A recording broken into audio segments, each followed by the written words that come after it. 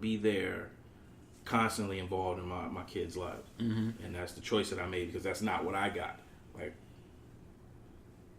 this shit is, this is a deep kind of conversation. Yeah, exactly. Like, you know, like it starts to hit you in places it's the heart, that you don't really understand. Yeah. And, you know, I've been through some things. I've talked to my father, and he apologized to me recently. Let's say the last 3 years, I had a conversation when he apologized for me not being there and stuff like that. And I didn't even know how to take that. How do I respond to you at this point? Because at this point, and it's already done, man. What are you talking about? You sorry? I've been through a lot of stuff with my own father, my uncle, who I kind of looked at as a father figure, who taught me a lot of the things of manhood.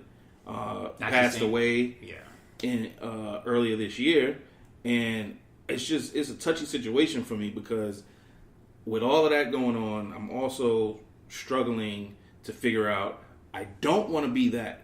But what do you want? What exactly do I want to be? Mm-hmm. I know I don't want to be that. So you're a beacon, though. You're a beacon. I know you don't see it, but having known you for more than 6 years at this point in time, I know that when I look at how I want to become a father, I look at you, Fortune. But you don't see everything. No, I don't see everything. You don't see everything. But I've seen you fumble. The most important part, and the most important part is the aspiration to be better, an aspiration to say, hey, look, I want you kids to look at something and to there's many things that are out in the world. Oh, I'm not good, but I want you to take this and I want you to see this value that I'm doing, and it's actually hard to put into words, but let's say to have this idea, the mentality to whereas if you work hard, you'll accomplish something. And right now you're working with your kids to saying, hey, being a person, being a good human being, it gets you somewhere, and that's what you're showing them through all of your trials and tribulations. And trust me, it's hard because actually the funny part is too, relating to what I know, because even all of us in this room, we've all had father figures, but that weren't necessarily fathers. And you said that your uncle was one of the father figures. Yeah. My uncle actually was a father figure too, and my mom knew that you just can't raise, sons without a father. You need some type of a male figure to actually have someone to look up to and to learn from. And I did. I looked up to him for a while, then I learned from him. And then actually it's really funny too. When you look to somebody and you really truly learn about them and who they are, you tend to change if you look up to them or not. You kind of acknowledge them as a human being. Right. You're good, but he's like, I don't want to be you. I want to be better, or I want to be different. I can take and the it's lessons really, you taught. Yeah, the lessons you taught me, and I can apply those. But But that's exactly what I'm talking about. Like, Fortune, I've seen you fumble. And when I say that, you know exactly what incident I'm talking about. But that's one of those things where you look at it and you look at somebody who's like, he made a mistake. This could be career ending for his relationship. Yeah. This could destroy everything that he has built up to this point. But he picked himself up and he kept picked yourself up and you acknowledge that you made a mistake. You didn't go through and say, hey, this is just kind of whatever.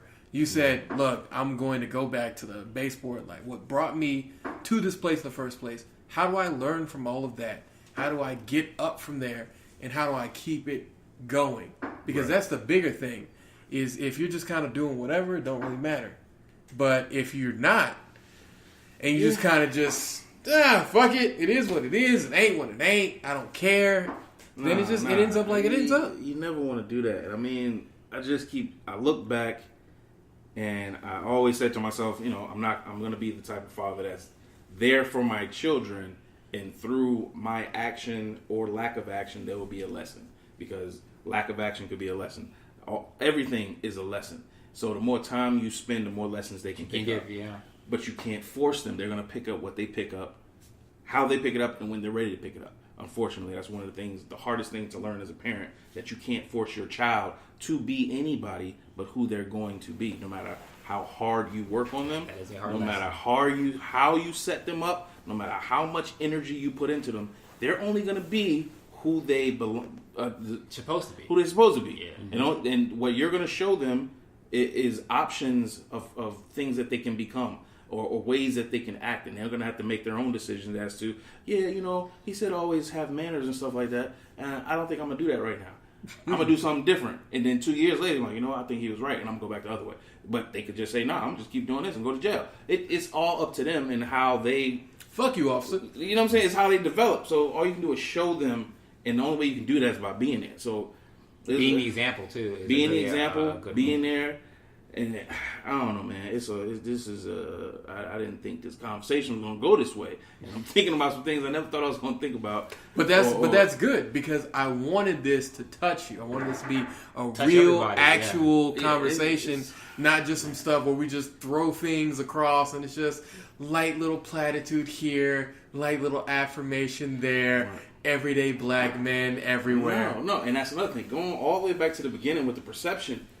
This is what bothers me, because why are we okay with this perception being out there when there's men out there like myself who plan on being the best father they can be, who want to be. And you got the deadbeat ones that are like, nah, I'm stuck on being a deadbeat. Right, you can be that over there, and we can give you some numbers. Let's say 15% over there, but don't forget about the 85 over here who doing what they're supposed to be. Because I know some fathers. I know fathers who take care, fathers that I look up to are like, I'm trying to be like him. Like, damn, how do you do all of that? Like, I know fathers that I think are way better fathers than me. And I'm like, I don't like that perception that everybopoint a deadbeat You're right, dad. You're right, Fortune. With Boots. I think that was kind of going back to my original statement, thank you, point, is they're going to paint us however they want to paint us.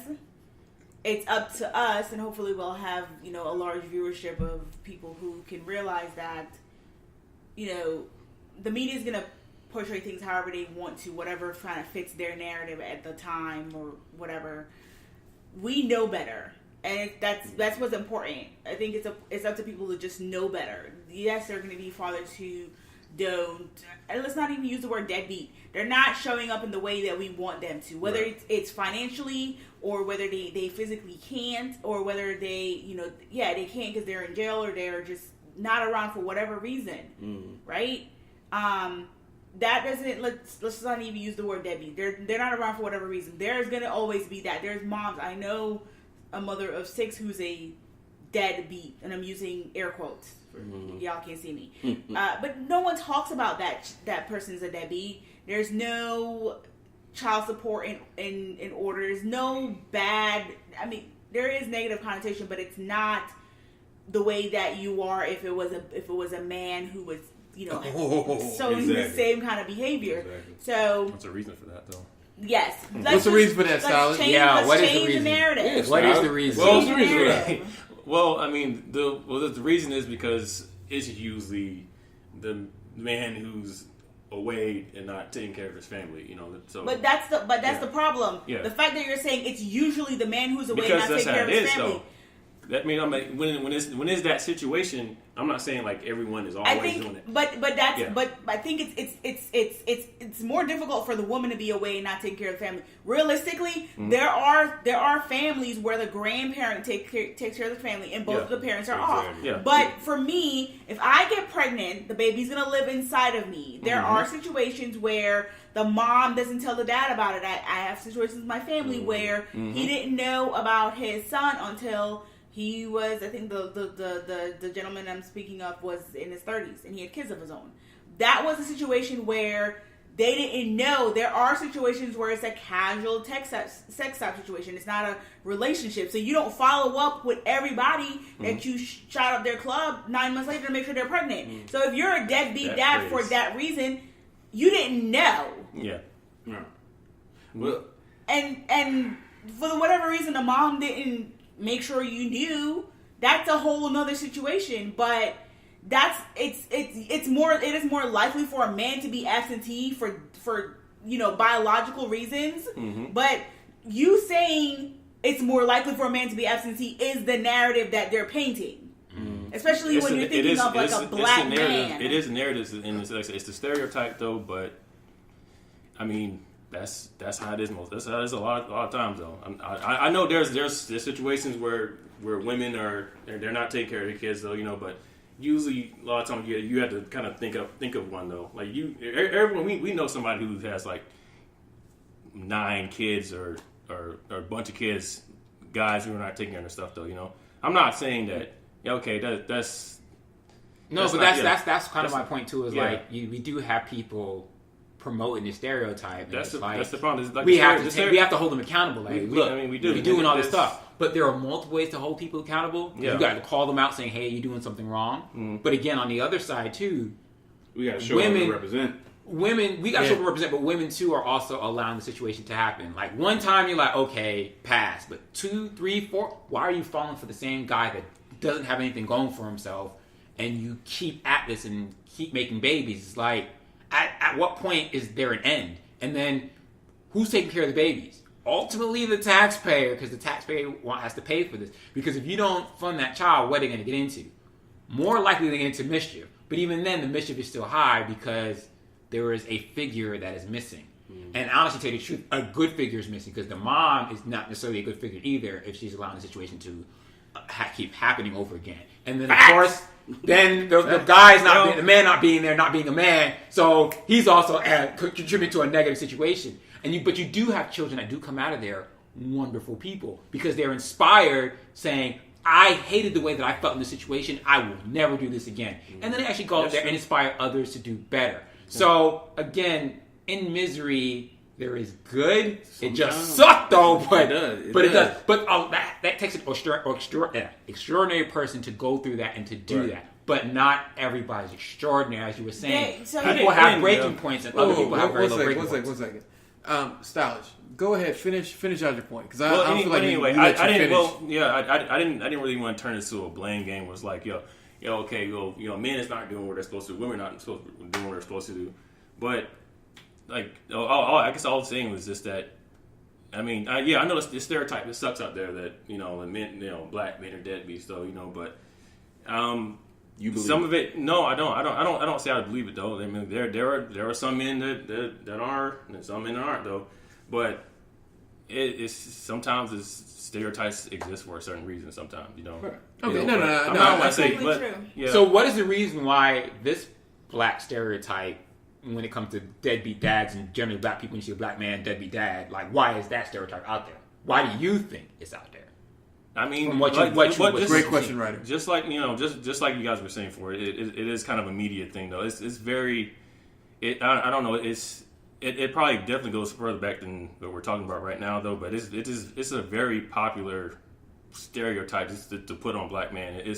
That's why I keep perpetuating this stuff too though, because nobody wants to hear about like the positive black man taking care of his only daughter, combing her hair, like doing stuff that usually a mother would do or something or. Nobody wants to hear about it. It's not that interesting. But you want to hear about like Troy over here who's not who's just screwing up. Troy, this fucking Troy. Troy. No. Sorry. Continue, Sal. Continue. Nobody wants to hear about. I mean, but I don't know. It's a little bit more eye catching to see. Like, another black man fucked up. But is it really? Is it really eye catching? I don't know if it's eye catching. I think it's a part of our culture that certain things aren't looked at as cool. Yeah, that's probably. I would say more of that versus. You're talking about combing the daughter's hair and stuff like that. Put that on Twitter. Put a picture of that on Twitter. How many likes you gonna get? You're not gonna. But put somebody. You will get get out of somebody. Yeah, how much likes you gonna How get? many likes you gonna get? Yeah. No. You're right. Knowing both of them niggas going to jail. It ain't just like white people looking at it. It's everybody. Everyone's looking at it. They're sharing it. They pass it along. We see it even in the group chat. We're posting fight pictures, fight videos and stuff. And then we're all like, look at this right here. Guilty. And then you post something positive. That was also you post something positive, and everyone's kind of like, everybody's sitting there, it's like, okay, not too many comments. You know what I'm saying? Like, yeah. Why are people afraid to take positive situations that they see and build on it and conversate about that as opposed to and perpetuate it and put it out there and actually want it to spread? Right. What's wrong with us? No, fortunately, that is a great point. I can't let this end without me saying one thing. It's going to take me 1 minute. I'm a solutions-oriented person. Okay? When I see a problem, I automatically start thinking, what can you do to fix it? How do you change or correct the situation? In this situation, we're talking about whatever the fuck that word is. Preparation. No. The perception and perpetuating the fact that black men are bad fathers or we need to knock that out. What's the solution to that? I don't have one, but I do know something that makes me think could be the beginning of it.